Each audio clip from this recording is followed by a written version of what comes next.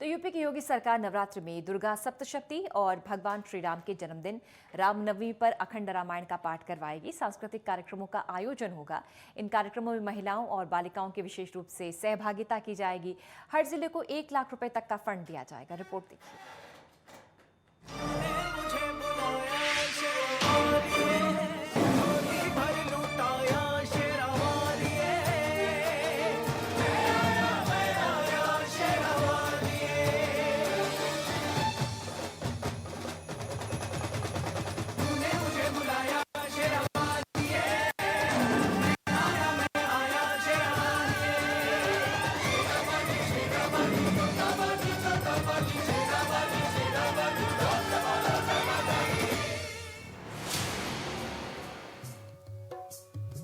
मान्यतानुसार चैत्र माह से हिंदू नववर्ष की शुरुआत हो जाती है और इसी दिन से चैत्र नवरात्रि भी शुरू हो रहा है। चैत्र नवरात्रि 2023 की शुरुआत 22 मार्च से होने जा रही है। हिंदू नववर्ष के ये पहले नवरात्रि होते हैं। पूरे साल में 4 नवरात्रि आते हैं। इनमें चैत्र नवरात्रि और अश्विन माह की शारदीय नवरात्रि में पूरे देश में दुर्गा पूजा की धूम रहती है। चैत्र नवरात्रि अलग ही मान्यता है। इन दिनों अलग अलग जगहों पर मेले लगते हैं। मेलों में लोगों की खूब आस्था है। पश्चिम से शाकुंभरी देवी का मंदिर भी काफी फेमस है। यूपी की योगी सरकार ने इस बार नई पहल करते हुए प्रदेश की योगी सरकार नवरात्रि में दुर्गा सप्तशी और भगवान श्री राम के जन्मदिन रामनवमी पर अखंड रामायण का पाठ कराएगी।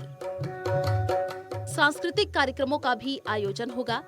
इन कार्यक्रमों में महिलाओं और बालिकाओं की विशेष रूप से सहभागिता की जाएगी। प्रमुख सचिव संस्कृति मुकेश मेश्राम की ओर से प्रदेश के सभी मंडलायुक्तों और जिलाधिकारियों को इस संबंध में निर्देश भेज दिए गए हैं।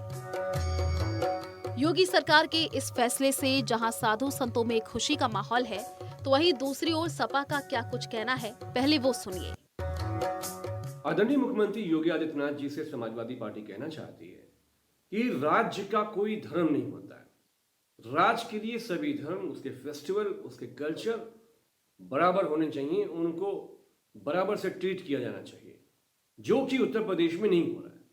ये बहुत अच्छी बात है। चलिए कि आपने 1-1 लाख रुपए धार्मिक आयोजन के लिए आपने जिलेवार जारी किए हैं, लेकिन मुख्यमंत्री जी, हम आपसे एक निवेदन और भी करना चाहते हैं कि ये जो आपने 1 लाख रुपए दिया है, इसका इस्तेमाल पूरा हो जाए। क्योंकि जो पिछले साल का बजट है, उत्तर प्रदेश के लोगों को स्वास्थ्य चाहिए। 50% का बजट आपका लैप्स हुआ, खर्च नहीं हुआ पैसा, दवाइयां नहीं मिली लोगों को, इलाज नहीं मिला, जांच नहीं हुई, आपने पर्चा महंगा कर दिया सरकारी अस्पतालों में। आपने शिक्षा का बजट आधा खर्च नहीं किया, शिक्षकों की भर्तियां नहीं हुई, स्कूलों में जो इंफ्रास्ट्रक्चर हैं, कुर्सियां हैं, मेज हैं, स्वेटर है, वो स्मार्ट नहीं है। मुख्यमंत्री जी, आपने SC, ST, OBC और मुसलमानों की जितनी भी स्कॉलरशिप स्कीम्स थी, उसके बजट से आपने 70 to 80% आपने बजट खत्म कर दिया।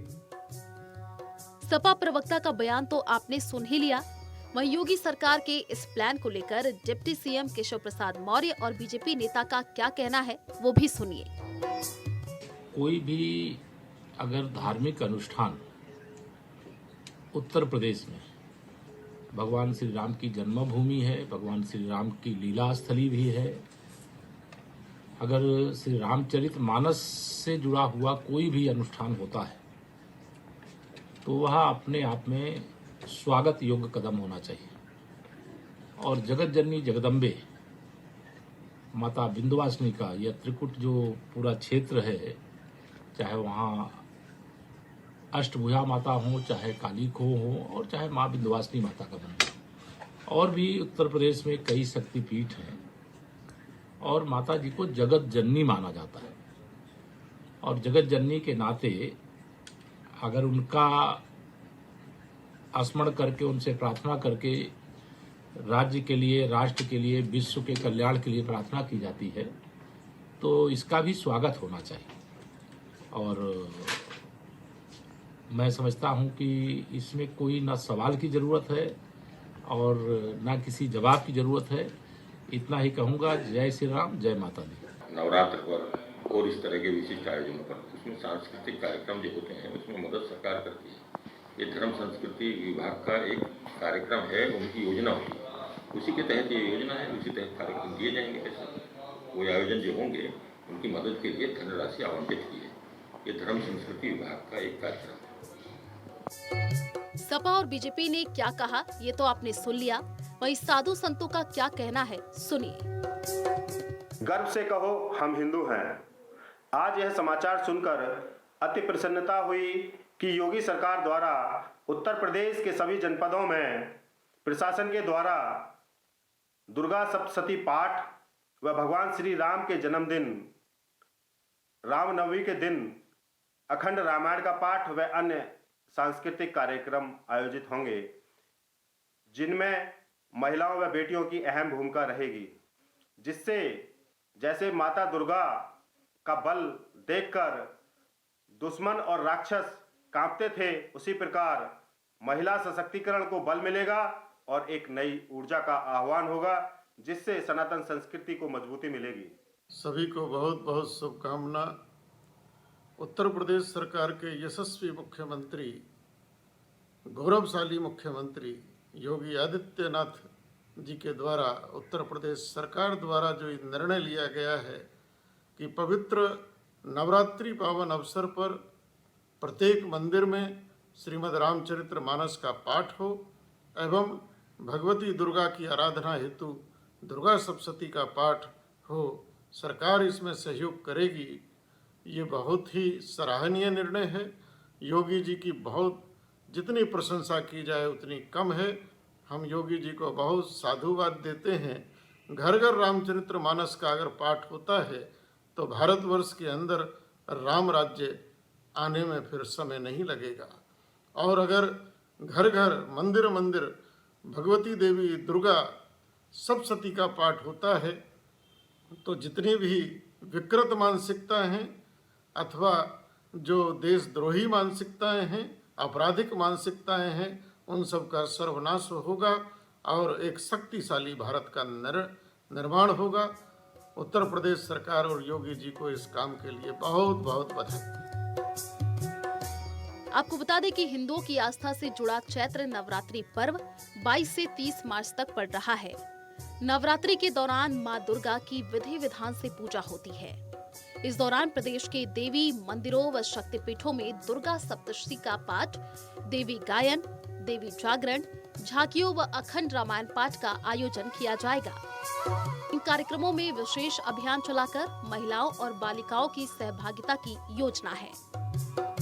आदेशों में कहा गया है कि जिले के जिन मंदिरों में ये सरकारी आयोजन होंगे, उनका नाम, पता और दूसरी अन्य जानकारी जिला प्रशासन जुटाएगा और पूरा विवरण लेने के बाद कार्यक्रम करवाए जाएंगे।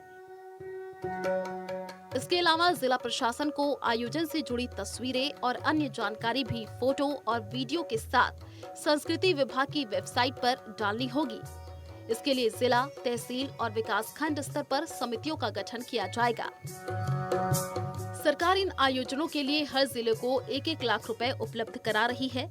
इन कार्यक्रमों के व्यापक प्रचार प्रसार के लिए होर्डिंग्स लगाए जाएंगे। प्रमुख सचिव ने जिलाधिकारियों को निर्देशित किया कि वे अपने जिले में चयनित देवी मंदिर और शक्तिपीठों में कार्यक्रम के लिए कलाकारों का चयन कर ले। उन्होंने इन आयोजनों के लिए विस्तृत दिशा निर्देश जारी किए हैं। नवरात्रि के दौरान साफ सफाई, पेयजल, प्रकाश, ध्वनि आदि की बेहतर व्यवस्था का खास ध्यान रखने को कहा गया है। Desk report, network 10।